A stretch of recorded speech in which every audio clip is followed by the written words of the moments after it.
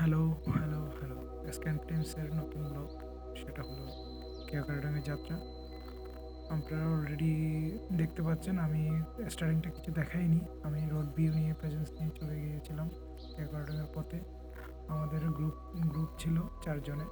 তারপর আমরা আ একসাথেই চলে গিয়েছিলাম সেই স্বপ্নের কেওক্রাডাঙ্গা রোডে।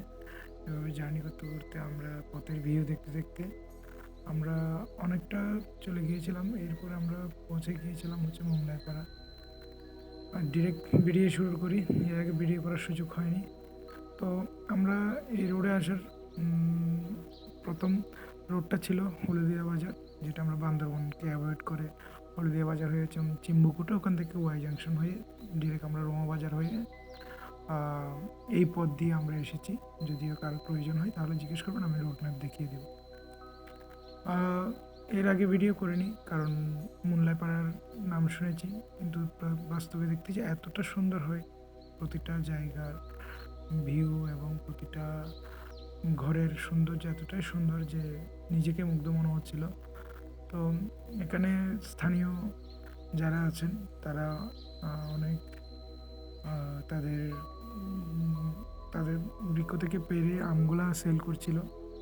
আমরা ওখান থেকে কিছু জুস খাওয়ার পর কিছুক্ষণ সময় পর কাটানোর পর এই মুনলাইপাড়ার সৌন্দর্য দেখতে, দেখতে আস্তে এগিয়ে পড়ি বগা লেকের দিকে। অসম্ভব একটা রোড ছিল, অসম্ভব সুন্দর একটা রোড ছিল, যেটা আমরা না বললেই নয় যে কতটা সুন্দর বাংলাদেশ হতে পারে সে একবার বান্দরবন মুনলাইপাড়া আসলেই বুঝতে পারবে। এত উপরে পাহাড়ের এত সৌন্দর্য দেখে নিজেকে মুগ্ধ মনে হচ্ছিল। তো এসব মুগ্ধতার মাঝে আমরা আবার ছুটে চললাম সামনের দিকে। কিছুক্ষণ রেস্টুরেন্ট নামে একটা রেস্টুরেন্ট ছিল, যেটা মুনলাইপাড়ার একটু পরেই পড়ে। তাদের কটেজটা এতটাই সুন্দর ছিল, নিজেকে বাধ্য হলাম এই আমগুলা দেখানোর জন্য। এবং ব্যানানা আম বলা হয় এটাকে। এবং এর পাশাপাশি ওদের বাগানটা এতটাই আমে ভরপুর ছিল যা আমরা দেখে সত্যিই মুগ্ধ। তারপরে নিজেদের জার্নি শেষ করে আমরা চলে এলাম সেই স্বপ্নের সুন্দর জায়গা বগা লেক, যার উৎপত্তিস্থল হলো বান্দরবনের সেই ১১০০ ফুট উপরে। খুবই সৌন্দর্য একটা লেক। নীল পানির হ্রদ, নীল পানির সৌন্দর্য। আমরা যতই দেখছি ততই মুগ্ধ হচ্ছিলাম এই নীল পানিতে। এরপরে আমরা স্নান করে সেরে খাওয়া-দাওয়া করে কিছুক্ষণ রোডের মধ্যে বাইক চালানোর জন্য আবার সেই ভিউটা দেখার জন্য বেরিয়ে গেলাম। নিজের মন মানছিল না রুমে থাকতে। তারপরেও আমি আবার আমার একজন ট্যুরমেটকে নিয়ে আমরা চলে গিয়েছিলাম সেই আবার ডাউন হিলের দিকে, বগা লেক থেকে। ডাউন হিলে গিয়ে নিজের কিছু ভিডিও করে তারপর আ নিজের কিছু ভিডিও সম্পূর্ণ করার পর অন্যজন ছিলেন দাদা, ওনারাও কিছু ভিডিও কমপ্লিট করার পর রোডের সৌন্দর্যটা দেখতে, দেখতে আমরা চলে আসি আবার সেই বগা লেকের দিকে। এর মধ্যে উনি কিছু শর্টস নিয়েছিল। তার মধ্যে আমিও ছিলাম। আমার নিজের শর্টসও এখানে অলরেডি দেখতে পাবেন। তো আশা করি বুঝতে পারতেছেন যে মোবাইলে আমি হয়তো ভিউজ দেখে বুঝতে পারতেছেন যে কতটা সৌন্দর্য ছিল বিকালটা। অনেক মিস করব এই যে দিনটাকে। যাই হোক, এরপরেই আমরা আবার কিছু ভিডিও শর্টগুলা যদি আপনার ভালো না লাগে তাহলে স্কিপ করে যাবেন। নিজের একটা স্মৃতির জন্যই রাখলাম। এরপরে রাতে ঘুমানোর পর আমরা সেই স্বপ্নের সৌন্দর্যের সকাল কেওক্রাডং এর পথে সকাল ৫টায়, ভোর ৫টায় বেরিয়ে হয়েছিলাম সবাইকে নিয়ে, যেন সকালে এই ভিউটা বা সৌন্দর্যটা পাই। সেই কঠিন পথ বেয়ে কেওক্রাডংয়ের কঠিন বাঁক বেয়ে আমরা আস্তে, আস্তে, আস্তে, আস্তে নিচের দিকে নামছিলাম। যাত্রাপথে আমাদের সঙ্গী ছিল আমাদের ঢাকা থেকে ১-২ জন ভাইয়া, অনিক এবং আবির, অনিক এবং ইয়াসিন ভাই। আর সাথে ছিল আমাদের আরেক কলিগ ছোটন, এবং আরেকজন ছিল মোসা ভাই উইথ তার ওয়াইফ, এবং সাথে ছিল আমার ওয়াইফ। তো সবাইকে নিয়ে 4 জনের একটা ট্যুর ছিল, খুবই সুন্দর। আম এই জিনিসটা দেখার জন্য হয়তো মানুষ অধীর আগ্রহে অপেক্ষা করে। তাই দেখতে গিয়েছিলাম। সত্যি বলতে রোডটা অনেকটা ট্রিমেন্ডারাস ছিল, যে রাইড করতে জানলেই জয় করা সম্ভব। যদি রাইড করতে না জানে তাহলে যেকোনো পজিশনে সে আটকেই যেতে পারে। উম কেওক্রাডং-এর প্রতিটা রোড, প্রতিটা বাঁক এতটাই সুন্দর ছিল যে আপনাকে প্রত্যেকটা মুহূর্তের জন্য নতুন রোমাঞ্চকর ভিউ দেওয়ার জন্য সে বসে আছে। শুধু নিজেকে উপভোগ করতে হবে, নিজেকে জানতে হবে, নিজেকে এক্সপ্লোর করতে হবে, নিজেকে মেলে ধরতে হবে এই সৌন্দর্যের সামনে। আ এরপরেই আমরা রাইড করতে অনেকটা পথ আগানোর পর সেই কেওক্রাডং, তারপর হচ্ছে যদিপাইপাড়া, তারপর আমরা চলে গিয়েছিলাম হচ্ছে সুংসাং পাড়ার দিকে। সুংসাং পাড়ার রিসোর্টটা দেখে চলে আসার পর আমরা এই ভিডিও করেছিলাম। কারণ সুংসাং পাড়ার রিসোর্টে যাওয়ার পর অত সুন্দর করে ভিডিও করার জন্য কিছুই পাইনি যে আমরা ভিডিও করে দেখাবো বা ভিডিওতে অ্যাড করব। কারণ রোড প্রেজেন্সটা এত ভালো ছিল যে আমরা রোডেরই প্রেমে পড়েছি, রাস্তারই প্রেমে পড়েছি। নতুন রাস্তার সৌন্দর্য এতটাই বেশি ছিল এবং কেওক্রাডং-এর রাস্তার সৌন্দর্য এতটাই বেশি ছিল যে আমরা একে কয়েক সেকেন্ডের জন্য মন ভোলাতে পারিনি। সবসময় ছিল থ্রিলিং, একটা অ্যাডভেঞ্চারিয়াস একটা জার্নি। সবসময় ছিল একটা লোমহর্ষক জার্নি, যে কখন কোন বাঘ আসছে, কোন বাঘ যাচ্ছে বা কোন বাঘ দিয়ে আমাকে নামতে হবে, সামনে কি অপেক্ষা করছে সেটা কিছুই জানতাম না। তাই একটা কথাই বলবো, যদি আপনার রাইডিং এক্সপিরিয়েন্স থাকে তাহলে ইজিলি আপনি ওভারকাম করতে পারবেন, এইসব কোনো ম্যাটারই না। সব ইউটিউবাররা আপনাকে বলবে যে এটা এরকম, এই গিয়ারে নামেন, ওই গিয়ারে নামেন, এখানে নামেন, তারপর আপনি চাইলে ইঞ্জিন বন্ধ করে নামতে পারেন, চাইলে ইঞ্জিন ব্রেকে নামতে পারেন, পাইলে ফার্স্ট গিয়ারে নামতে পারেন, অ্যাজ ইউ উইশ। আপনি যেভাবে মনে হয় যে আপনার বাইকটাকে আপনি কন্ট্রোলে রাখতে পারবেন, তাহলে সেই পথটা অবলম্বন করা উচিত এইসব পাহাড়ের জন্য।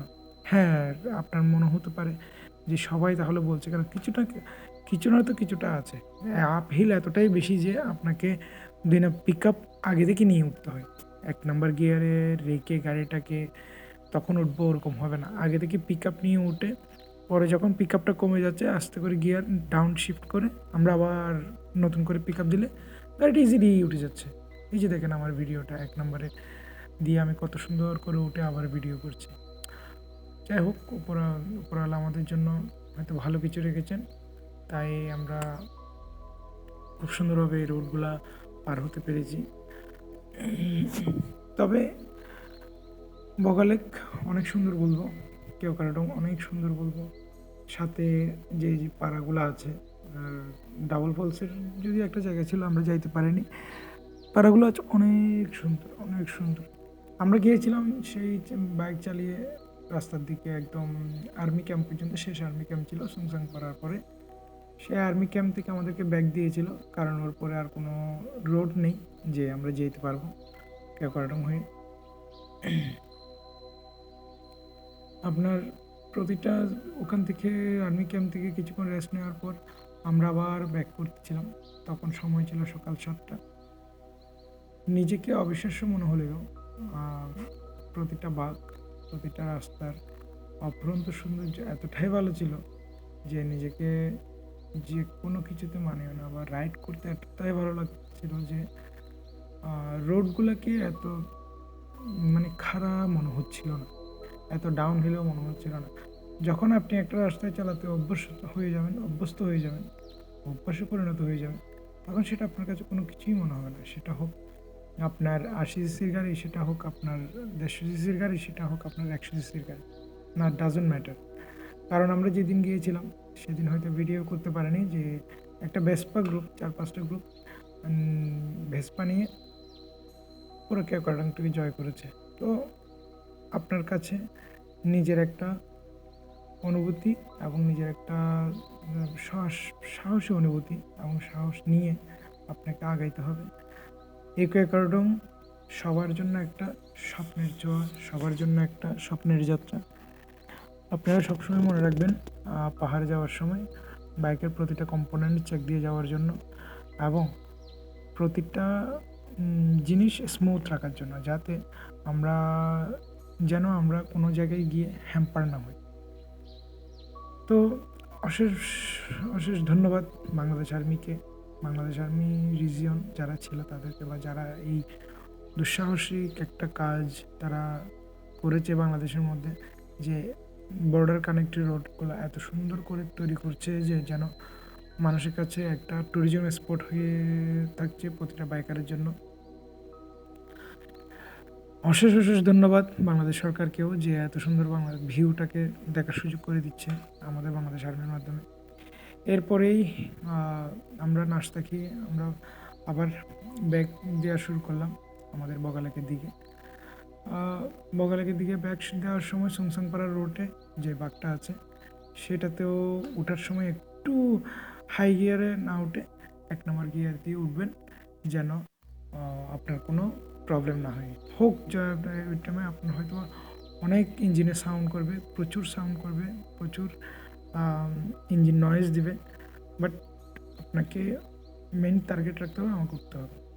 এই উঠার পরেই আবার হচ্ছে সেই ডাউনহিল, যে ডাউনহিলে মানুষ দুই একজন মানুষ অলরেডি ভয় পেয়ে গিয়েছিল, তাই ব্রেক করে দাঁড়াইছিল। তো চেষ্টা করবেন সব সময় ইঞ্জিন ব্রেকে রাখার চেষ্টা করবেন, গাড়ি নিজের কন্ট্রোলে রাখার জন্য, তাহলেই ওভারকাম করা সম্ভব, জয় করা সম্ভব সেই সকলকে করানো। কোনো ভয় পাওয়ার কিছু নেই, চলে আসবেন এবং ঘুরে যাবেন বাংলাদেশ, ঘুরে দেখবেন বাংলাদেশকে। এই বলে আমরা আমাদের যাত্রা ব্যাক করতেছি আমাদের গন্তব্যের দিকে। যাত্রাপথে একটা ঝিরি ছিল, যেটা থেকে আমরা দুজনেই পানি খেয়ে একটু ঠান্ডা হয়ে আবার আমাদের সেই কাঙ্ক্ষিত চিত্রগ্রামের দিকে যাত্রা শুরু করে দিয়েছিলাম। ভিডিও না করে পারলাম না, এত সুন্দর লাগছিল। তো অনেক কথা বলা হলো, আশা করি সবাই মনোযোগ দিয়ে শুনবেন।